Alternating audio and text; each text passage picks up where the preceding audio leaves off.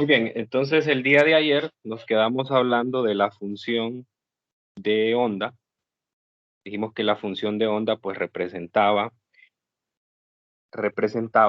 el desplazamiento transversal que iba a tener una partícula debido al paso de una onda. ¿Okay? Entonces hoy vamos a estudiar más en detalle el movimiento de cada partícula y cuáles son las características dinámicas que tiene este movimiento. Ok, entonces vamos a hablar hoy de velocidad y aceleración de las partículas.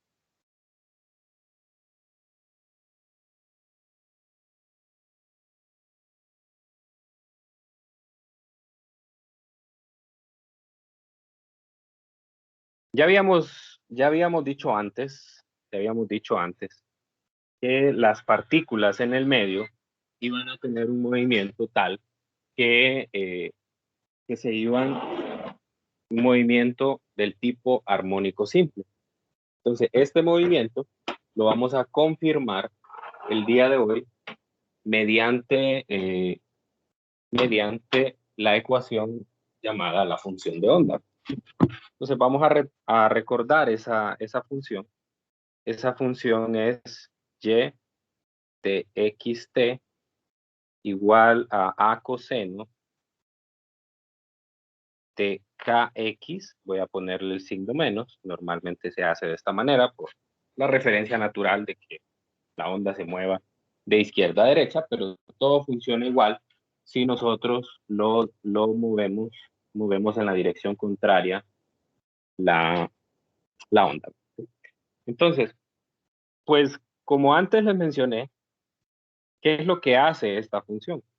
Esta función, para un instante determinado, me va a dar a mí la posición que tienen todas las partículas debido al paso de una onda. Entonces, aquí voy a hacer la gráfica en un tiempo en particular.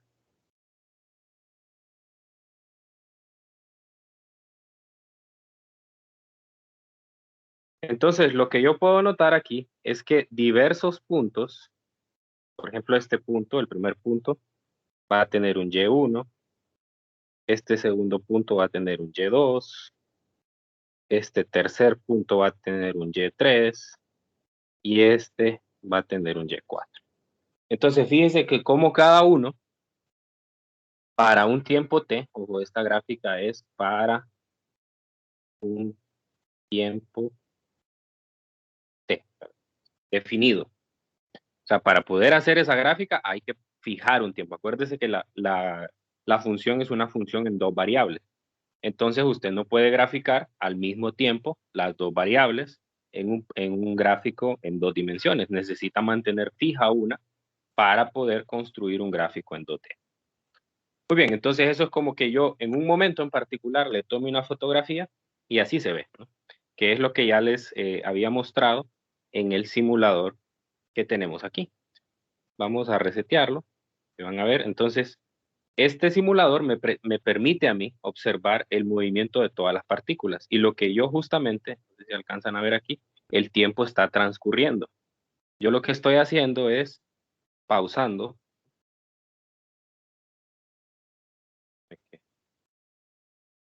Deje de compartir. No, aquí estoy. Sí. Entonces, pauso en un punto en particular y lo que puedo ver es, eso es lo que me gusta de esta simulación, que tiene una cuadrícula al fondo. Entonces eso hace más fácil observar el movimiento de cada una, ¿no? Entonces puedo notar que en un tiempo dado, cada partícula va a tener una posición diferente. Muy bien. Entonces ahora analicemos más en detalle ese movimiento de cada una de ellas. Lo primero que vamos a hacer es cómo determino entonces cuál es la velocidad que tienen las partículas. Si yo ya tengo una ecuación que me da la posición, entonces yo puedo derivar esa ecuación y derivarla con respecto al tiempo y obtener entonces una función de la velocidad de la partícula en la onda. Entonces, si hago eso, aquí sería la velocidad que sería es una velocidad en función de x y de t, y debería de ser una derivada parcial. ¿Por qué una derivada parcial? Porque la función depende de dos variables, de x y de t, ¿verdad? Y por definición, la derivada de la posición con respecto al tiempo es la velocidad. Entonces, si yo hago esa derivada, la velocidad me va a quedar omega por a seno de kx menos omega t. Entonces, vea que le estoy colocando aquí a propósito un subíndice y en la velocidad, porque no quiero que me lo confunda, con la otra velocidad.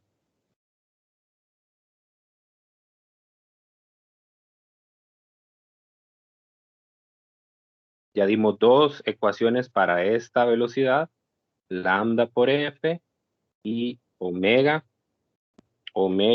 entre k, ¿verdad? Que esta es la de la onda. Esta que acabo de definir, que es la velocidad sub y, esa es la velocidad de las partículas en el medio para una posición en particular y para un determinado tiempo. O sea, eso quiere decir que cada una de esas, de esos puntos que tengo arriba, vamos a intentar ponerlo aquí, cada uno de esos puntos, voy a ponerlo en color celeste, va a tener una velocidad en particular. Pues, por ejemplo, esta partícula va a tener una velocidad, voy a asumir que va para arriba. Esta partícula, vamos a ver, debería de ser, sí, para arriba.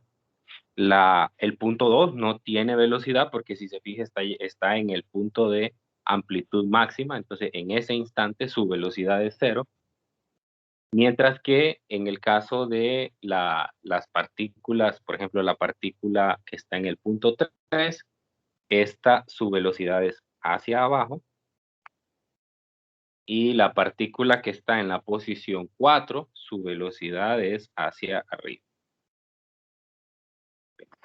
Entonces yo ahí voy a tener los vectores de velocidad de cada uno. Entonces esta sería Vy1, aquí Vy2 es 0, esta sería Vy3, Vy4.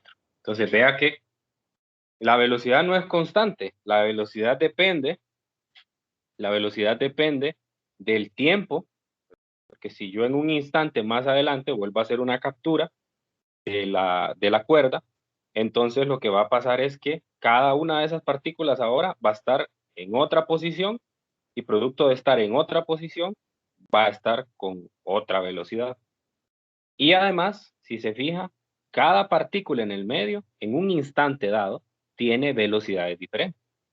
Entonces, por eso es que en la ecuación se nota una dependencia de la velocidad con respecto a la posición en X y con respecto al tiempo. Bueno, pero yo antes les había anunciado, ya lo vengo diciendo desde hace mucho, que las partículas en el medio se mueven con un movimiento armónico simple. Y esta ecuación precisamente me permite comprobar eso, ¿sí? Entonces, ¿qué pasa si el seno de kx menos omega t es máximo? O sea, es igual a más menos 1. Si el seno es igual a más menos 1, entonces lo que yo voy a tener es que la velocidad transversal va a tener su valor máximo, que es más menos omega por a. Y eso coincide con lo que encontramos en el movimiento armónico. ¿Y dónde va a ocurrir eso? Eso va a ocurrir cuando la partícula esté pasando, voy a poner una quinta partícula aquí, de manera que eh, pueda identificar un punto, tenga eso, esta es Y5, y esta Y5 va a tener la máxima velocidad porque está pasando por su punto de equilibrio. Entonces, incluso hasta voy a hacer más grande el vector de manera que se note que esa partícula en ese instante dado tiene la máxima velocidad. Y esa máxima velocidad, al igual que en el movimiento armónico simple, es igual a la amplitud, o sea, el desplazamiento máximo, por omega. Y omega es la frecuencia angular del movimiento de la partícula, ¿no? Entonces, ¿cuál será? ¿Dónde ocurre eso? Cuando la partícula está en el punto de equilibrio. ¿Cuál es el punto de equilibrio? La horizontal, o sea, cuando la onda, perdón, cuando la cuerda está completamente horizontal. Ese es el punto de equilibrio. ¿Ok? Entonces ya ahí confirmamos el movimiento armónico simple de esa partícula. Ahora, como otro parámetro adicional, vamos a calcular la aceleración y vamos a ver que la aceleración también tiene el mismo comportamiento del movimiento armónico simple. La aceleración en Y, la aceleración en Y es la segunda derivada de Y con respecto a T. Cuidado, cuidado con omitir el subíndice Y, o sea, hablar de una aceleración de la onda. La onda no tiene ninguna aceleración porque recuerde que la onda se mueve a velocidad constante. Los únicos que tienen aceleración son las partículas. Tienen una aceleración debido a que la velocidad no es constante, la velocidad está aumentando y disminuyendo, ¿sí? Y la tasa a la cual la velocidad aumenta o disminuye en función del tiempo, eso es la aceleración. Entonces, si la velocidad no es constante, entonces debe de haber en todo punto una aceleración diferente. Entonces, si yo hago esa derivada, lo que voy a encontrar para la aceleración transversal es que esto es igual a menos omega cuadrado por A por el coseno de kx menos omega t. Y de hecho pasa lo mismo que con el movimiento armónico simple, que se puede escribir en términos de la ecuación de posición. Y ahí es donde está la clave también de todo esto. Acabo de encontrar la ecuación de movimiento, que es el equivalente de la ecuación diferencial que encontré para el sistema masa-resorte, para el péndulo simple, para el péndulo físico, ¿verdad? ¿Se acuerdan que era la segunda derivada de la posición con respecto al tiempo? Era directamente proporcional a la posición. Entonces, eso me confirma aún más el movimiento armónico simple de cada partícula. Pues de nuevo, hago el mismo tratamiento, ¿verdad? ¿Qué pasa si esto es máximo?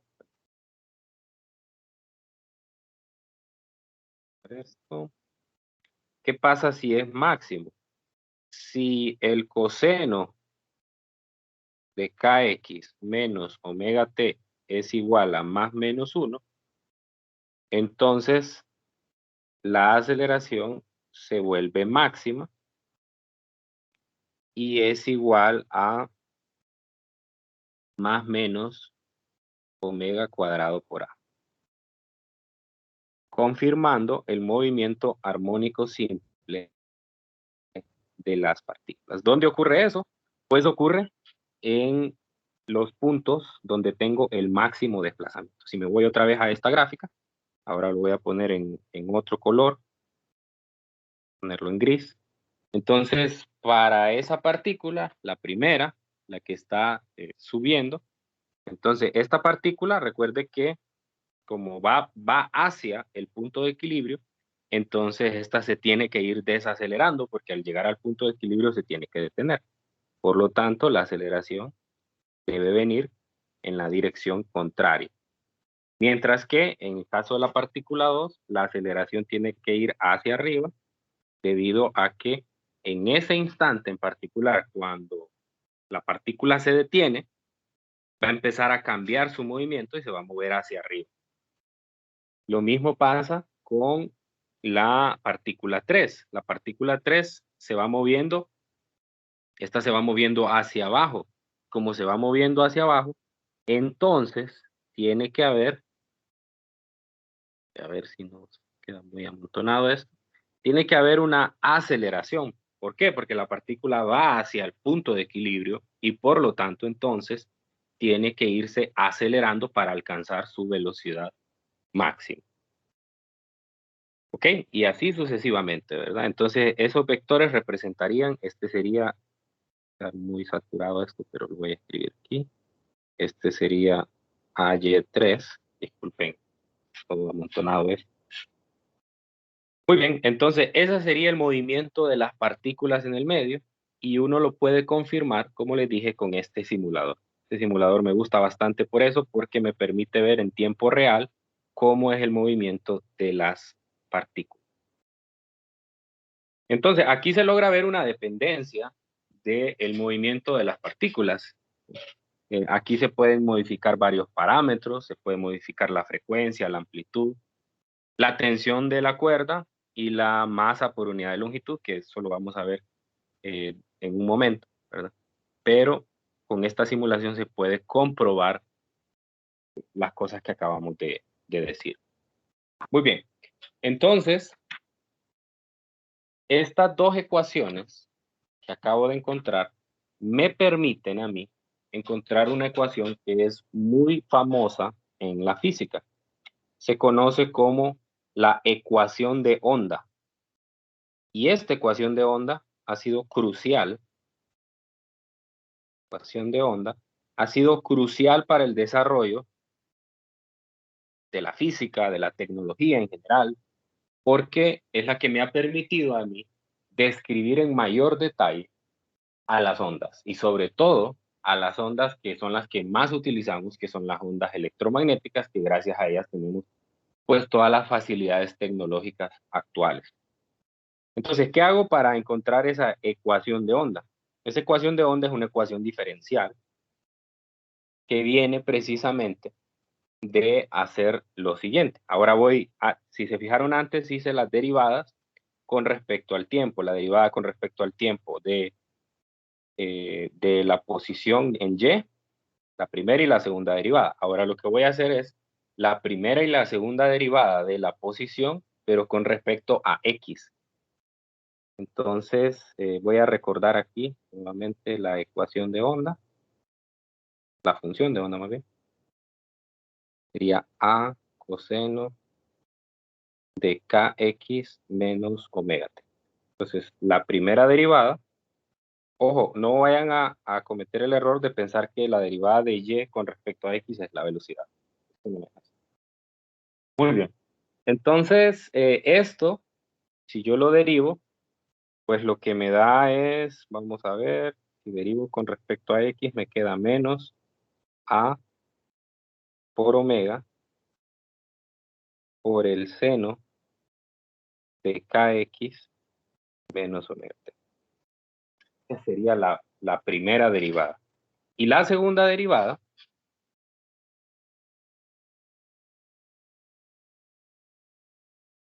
pues sería igual a menos, a ver, no, aquí hay un error, ¿verdad? Aquí en lugar de omega es k, perdón, k por a, porque la derivada interna me da un k. Entonces tendría en la segunda derivada menos k cuadrado. Recuerde que k no lo voy a confundir k con el de la constante del resorte. El k aquí es el número de onda. Se me queda menos k cuadrado por a por el coseno de kx menos omega t. Y de nuevo, puedo identificar que esto es menos k cuadrado por y, la función de onda. ¿Ok? Entonces, ahora lo que vamos a hacer es que vamos a dividir dos ecuaciones. Vamos a dividir la derivada, la segunda derivada de y con respecto a t entre la segunda derivada de y con respecto a x. La segunda derivada de y con respecto a t me dio menos omega cuadrado por y. Y la segunda derivada con respecto a x me dio menos k cuadrado por y. Y entonces aquí puedo notar que en el lado derecho se me va a cancelar la y pues obviamente el signo menos también. Y solamente me va a quedar omega sobre k, ambos elevados al cuadrado. Y nosotros recordamos que el cociente omega sobre k es igual a ¿qué? ¿Se acuerdan? ¿Qué es omega sobre k?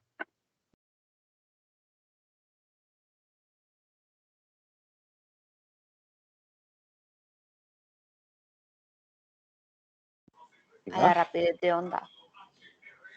Así es, la rapidez o la velocidad de la onda.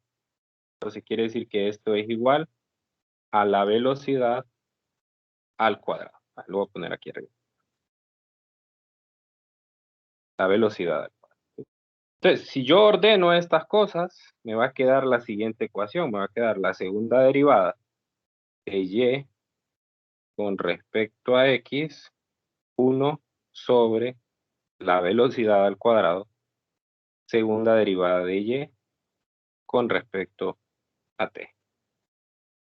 Y esa ecuación es importantísima. Esa ecuación se conoce como la ecuación de onda.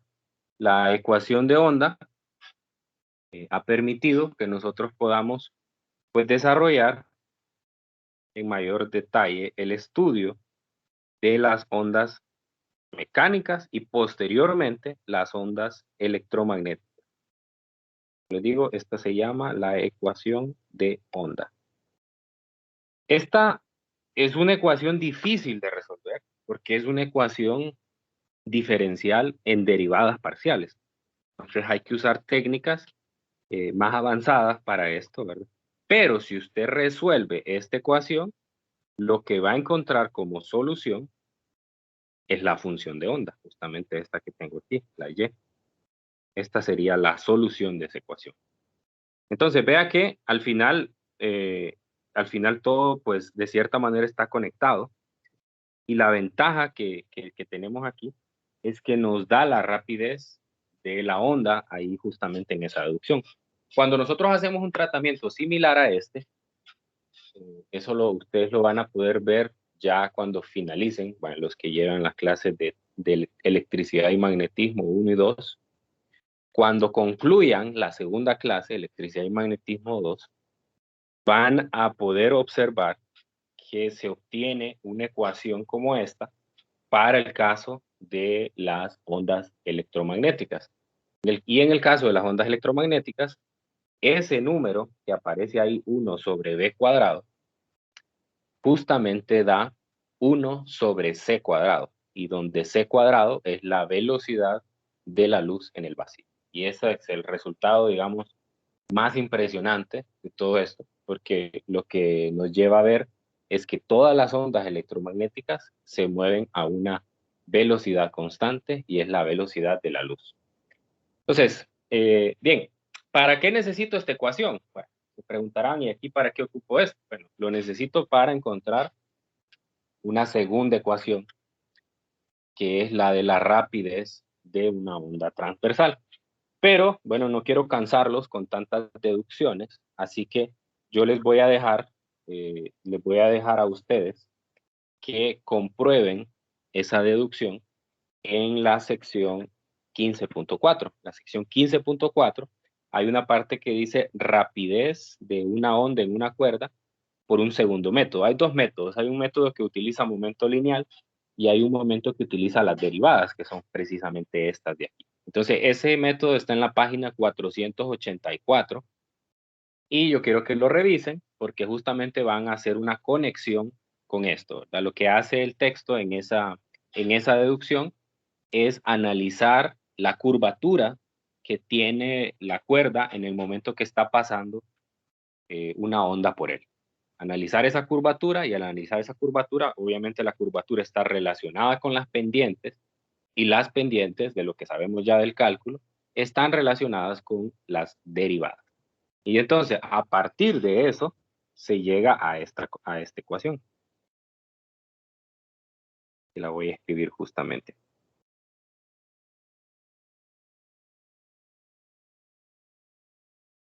Rapidez de la onda. Esa ecuación me permite a mí encontrar la rapidez de la onda en términos de dos nuevas cantidades.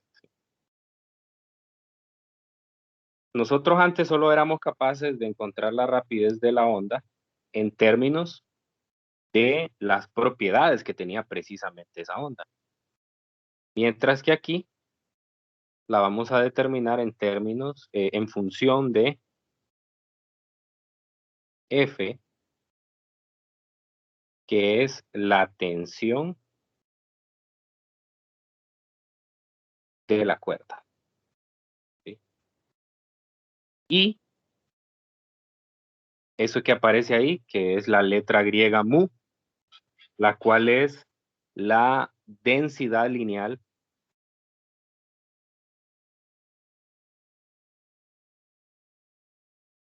que es la densidad lineal de masa.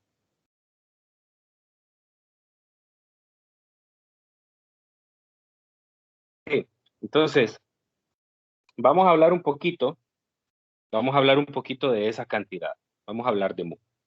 Antes de adentrarnos en algún problema o algo, vamos a hablar de la tensión. Ya todos sabemos lo que es, ¿verdad?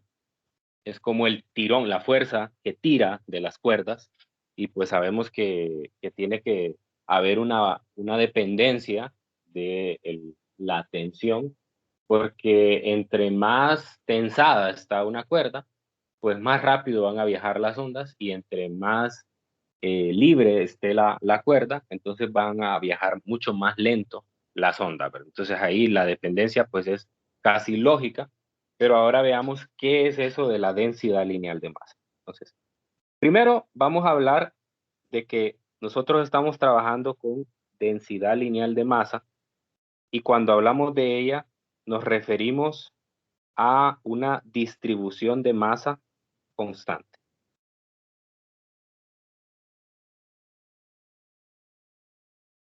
o muchas veces llamada uniforme. Entonces, si la masa en la cuerda está distribuida de manera uniforme, entonces vamos a dibujar aquí una cuerda. Eso quiere decir que si usted agarra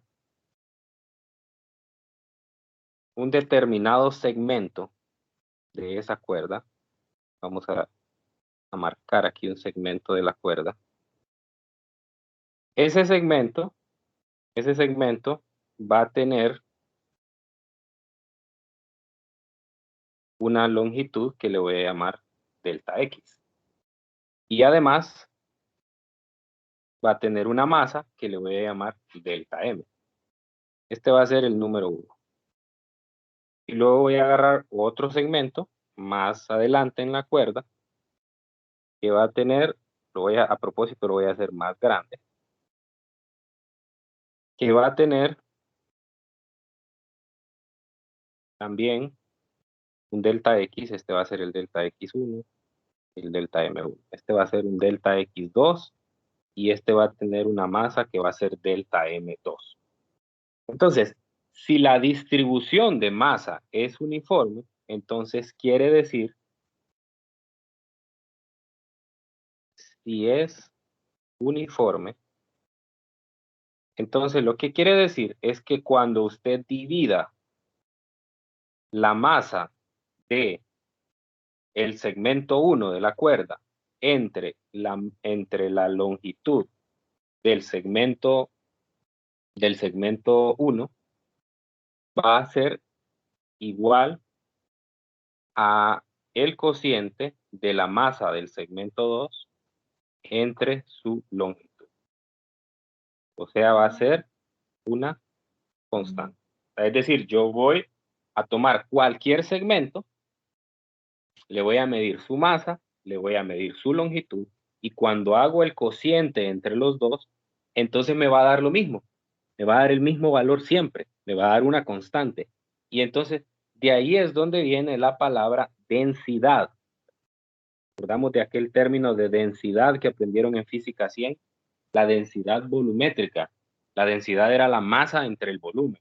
Y usted decía, bueno, si yo agarro 1 gramo de oro, la densidad es la misma a que yo agarre 50 gramos de oro. Si yo tomo un vaso con agua y le mido su densidad, va a ser 1000 kilogramos por metro cúbico.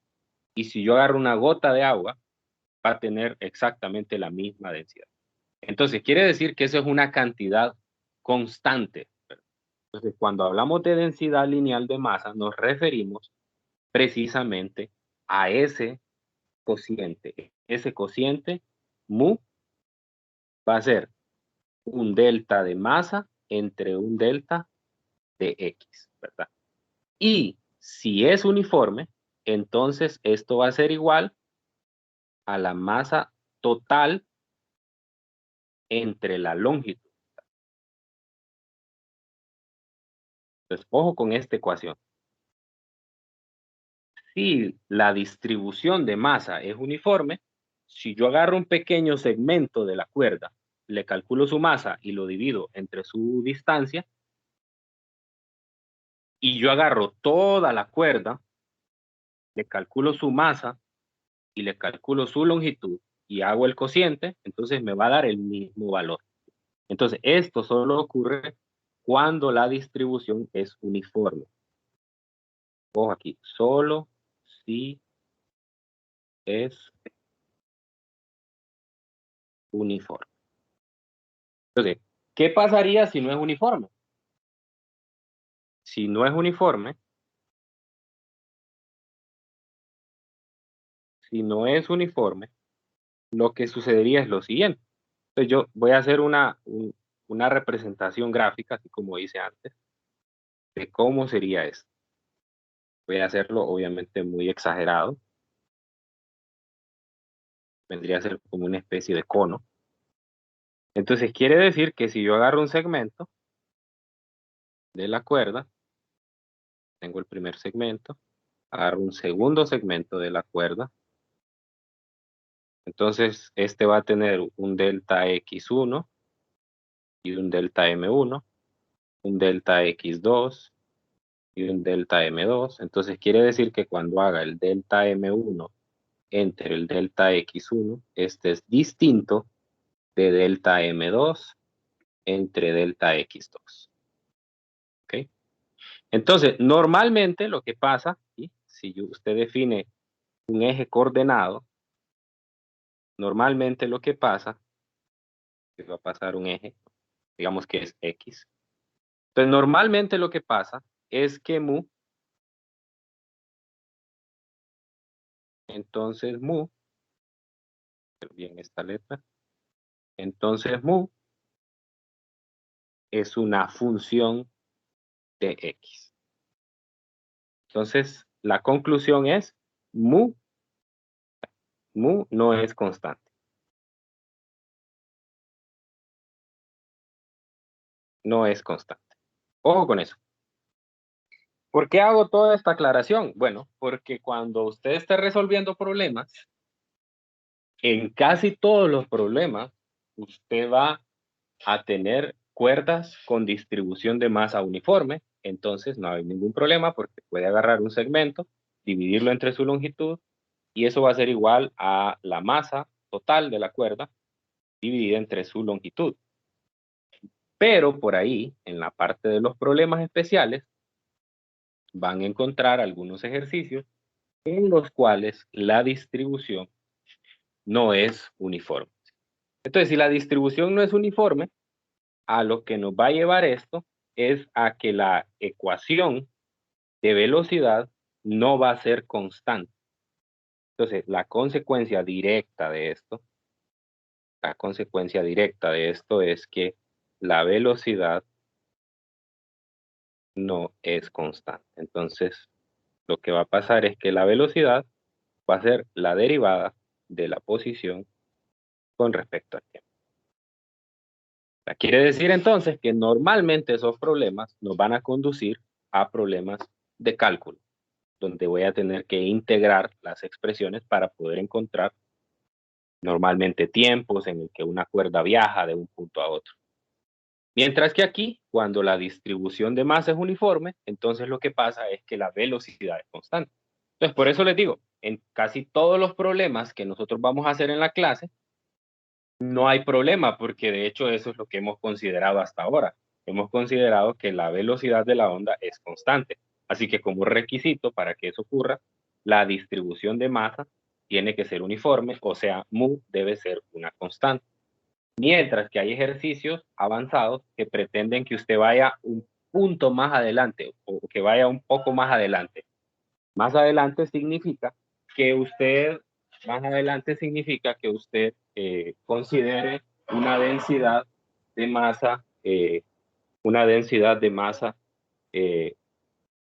que no es constante, que no es constante. Entonces, no sé si queda claro esto. ¿Hay alguna pregunta? Ojo con estos conceptos, ¿verdad? Sí, no dejen de prestarle atención a esto, no se concentren solo en los ejercicios, ¿verdad? Porque no solo los ejercicios son importantes. Usted puede fácilmente resolver un problema si usted maneja bien estos conceptos, ¿verdad? Y ese es el objetivo de estas clases, que usted maneje bien los conceptos. Entonces, no sé si hay alguna pregunta, si quedó claro este concepto.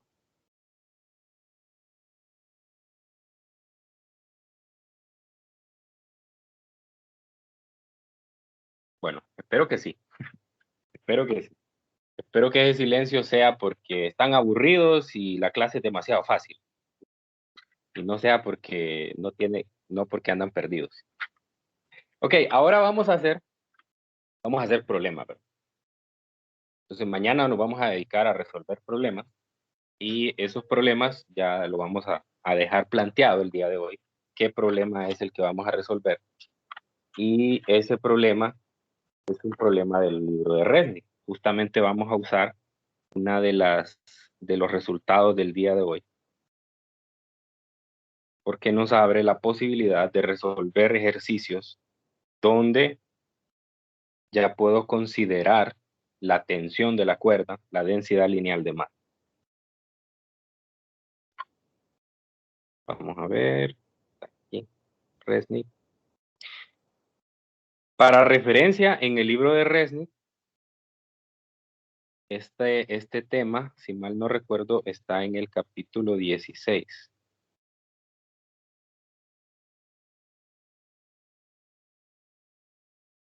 No, ese no. No, creo que es más adelante, entonces me parece que es el 19, entonces. Porque después viene gravitación, después viene fluido, sí, es el 19. Perdón, es el 19. Vamos a ver, sí, aquí está, 19.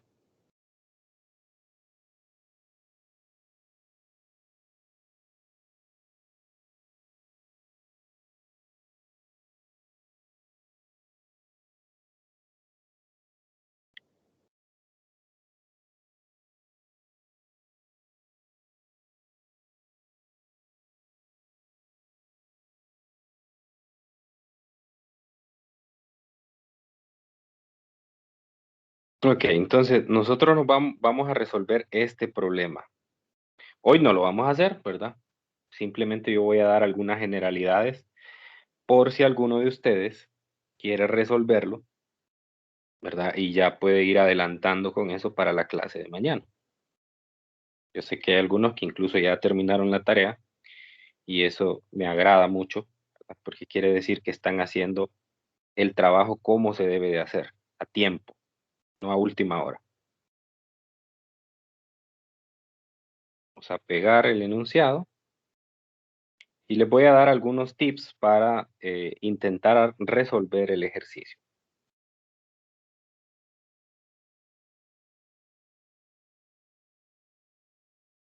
Muy bien, entonces, en el problema, yo tengo un alambre que tiene una longitud de 10.3 metros. Voy a hacer la figura. Entonces tengo un alambre.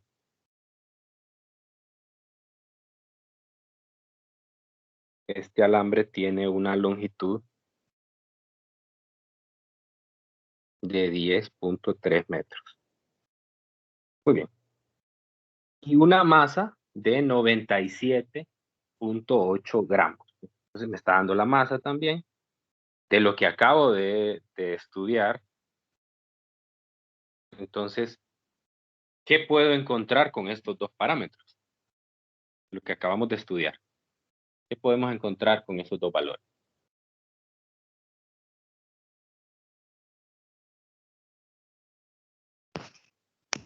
La densidad. La densidad lineal de masa, ¿verdad? La densidad lineal de masa. Porque dijimos antes que si la distribución era uniforme, entonces la densidad lineal de masa se puede encontrar también, no por segmento, sino que se puede encontrar como la masa total entre la longitud total. Ese sería como el primer paso a realizar en este problema, encontrar la densidad lineal de masa. Y luego me está dando la tensión de la cuerda. Entonces, si puedo calcular la densidad lineal de masa y tengo la tensión, entonces lo que puedo ver en esta ecuación es que puedo determinar la rapidez a la que se mueve una onda o un pulso. Voy a usar ese nombre pulso porque así lo caracteriza este enunciado.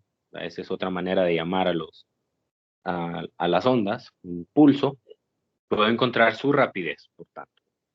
¿Okay? Entonces, lo que me dice esta ecuación es que si yo tengo fija la tensión y si tengo fija la densidad lineal, entonces todos los pulsos se van a mover a la misma rapidez. Cuidado, eso es lo que está diciendo este cuadro. Después me dice, si se generan dos pulsaciones, o sea, dos ondas separadas en tiempo por 29.6 milisegundos, una en cada extremo del alambre, ¿en dónde se encontrarán las pulsaciones? Entonces, lo que va a suceder es esto. De aquí va a salir un pulso y va a viajar hacia la derecha. 29.6 milisegundos. 29.6 milisegundos es 29.6 por 10 a la menos 3. O sea, es casi inmediato, pero hay un pequeño desfase entre que una salió y la otra. Se lanza una segunda onda. Esta sería la primera y esta sería la segunda. Entonces hay un pequeño desfase entre ellas. Eso lo que quiere decir es que cuando se lanza el segundo pulso, el primero ya va a haber recorrido una mínima distancia. Si los dos pulsos se hubieran enviado al mismo tiempo, entonces lo que quiere decir es que donde se van a encontrar es exactamente en la mitad de la cuerda, ¿verdad? Porque precisamente es lo que acabo de hablar, que si la tensión es la misma y la densidad lineal de masa es la misma, entonces todos los pulsos van a viajar a la misma velocidad. Y si yo tengo dos pulsos lanzados al mismo tiempo desde extremos opuestos, entonces lo que quiere decir es que se van a encontrar exactamente en la mitad, porque quiere decir que en un determinado tiempo van a recorrer la misma distancia. Entonces, ese es el objetivo del ejercicio, que uno se lanza primero, el otro se lanza después, y que yo quiero encontrar dónde es ese punto de encuentro. Ese punto de encuentro lo voy a marcar aquí como una X. Obviamente no sé dónde es, pero lo que sí tengo claro es, debido a ese pequeño desfase en que se lanza uno respecto al otro, es que no se van a encontrar en el centro. Así que por eso pues, puede ser uno más adelante que el otro. Entonces, lo que tengo que encontrar en el problema son precisamente esas distancias. La distancia que ha viajado el pulso 1 y la distancia que ha viajado el pulso 2 hasta que se encuentren. Porque me pregunta en dónde se encuentran. Entonces yo puedo dar mi respuesta diciendo se encuentran a una distancia x1 medido a partir de la izquierda o se encuentran a una distancia x2 medido desde la derecha.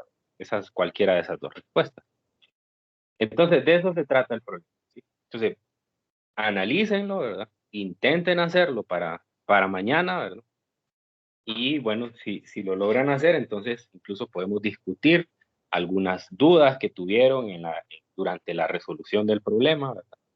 Lo que sí tiene que considerar es que el pulso se mueve como que si fuera una partícula con velocidad constante. Entonces tiene que usar un poquito del conocimiento de la cinemática para poder resolver este problema. Esto es como que usted tuviera una pelota en un extremo, otra pelota del otro extremo, y ambas se lanzan y le preguntan dónde chocan. Eso es como un problema de cinemática de física 100. Así que este problema en realidad, lo que tiene de física 200, solo es la primera parte de cómo determinar la velocidad.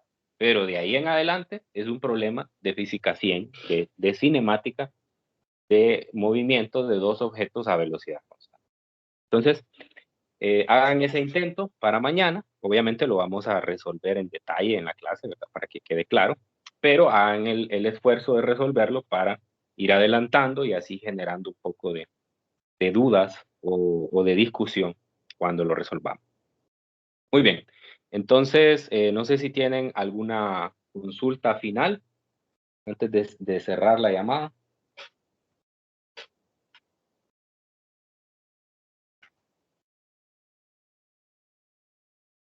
Nada, hoy estuvieron muy callados. Parece que están todos dormidos. Seguramente solo ponen el teléfono ahí al par de la almohada y se quedan dormidos.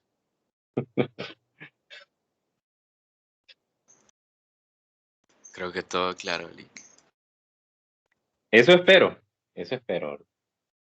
Eso espero. Si no, bueno, si no tienen la confianza o no se sienten en la confianza de preguntar por aquí en la llamada, pueden hacerlo también, recuerden, por el chat del grupo o me escriben de forma individual. Listo, entonces nos quedamos hasta aquí. Cuídense mucho, estudien, ¿verdad? Vayan estudiando, vayan haciendo las cosas a tiempo. Esta semana, la actividad que tenemos el viernes es control de lectura. Recuerden, entonces hay que tener bien clarito ese capítulo 14.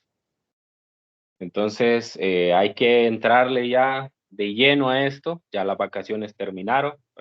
Ya la otra semana, pues ya concluimos el contenido de esta primera unidad y luego la siguiente semana, después de esa, vamos a examen. Entonces la siguiente semana es una semana bastante atareada porque vamos a terminar el contenido. Hay control de lectura el viernes, hay actividades interactivas el fin de semana y después vamos a examen. Pero bueno, las actividades son con el objetivo, pues obviamente, de que usted estudie. Espero que hoy o mañana voy a subir ya la segunda tarea que vamos a tener de fecha de cierre el día del examen para resolverla. Entonces, estén pendientes los que ya terminaron la tarea 1 y los que no, pues ni modo. Tienen todavía varias horas para hacer esa faena. Bueno, entonces cuídense mucho. Nos encontramos mañana. Que tengan un feliz día. Gracias, Lick. Feliz día. Feliz día. Dale, Lick.